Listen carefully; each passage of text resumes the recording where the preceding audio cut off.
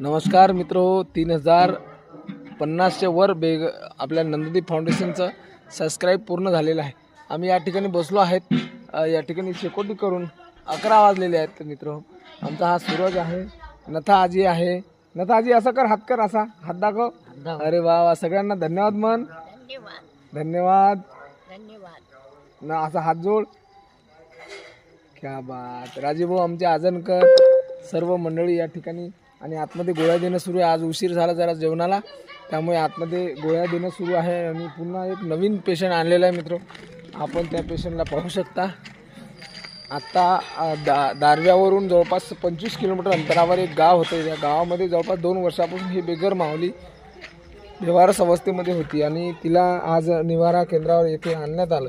अत्यंत वाईट परिस्थिती आहे आणि खूप तिचा वाससुद्धा येतो आहे. ए मावशी, उठ बरं, उठून बस बरं. अशी फार गुंता तिच्या डोक्याचा झालेला आहे मित्र. अत्यंत वाईट परिस्थितीमध्ये असलेली ही मावशी. आपण मावशीचे केस पाहू शकता. एक मिनिट. वाढलेले केस. या मावशी, खाली या. या इकडे या, खाली या, गाडीच्या खाली उतरा. चला, हा या. या ठिकाणी मावशीचे केस वाढलेले आहेत आणि गुंता झालेले आहेत. त्या ठिकाणावरून निरोप आला होता की अत्यंत वाईट अवस्थेमध्ये आहे मावशी. कोण्या गावची आहे मावशी?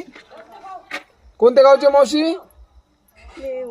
खाकी महाराज जवळगाव, वडगावली चालली. खाकी महाराज जवळ वडगाव आहे, वडगाव. वडगाव, तिथं चालली.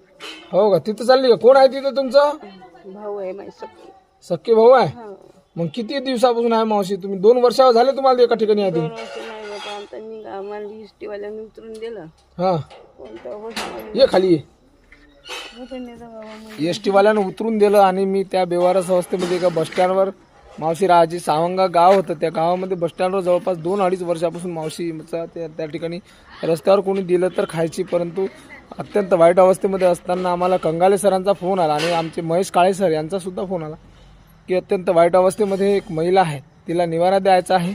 आणि आम्ही तिला आज दारवा येथून 20 किलोमीटर अंतर जवळपास त्या ठिकाणी गाडी पाठवली. ये मावशी इकडे, ये मावशी ये. हा इकडे ना, मी उजेड आहे, उजेड हे इकडे उजेड आहे. हा ये खाली ये, ये इकडे उजेडात ये. काय झालं मग? काय झालं सांगशील तर? बरं, तुझं आडनाव काय, नाव काय पूर्ण सांग. सांग ना, नाव सांग ना. मग सांगितलं बाबा. सांग ना वा. नाव काय? कुसुम वसंतराव कोकाटे असं नाव सांगते. आपण ओळखत असाल तर नक्की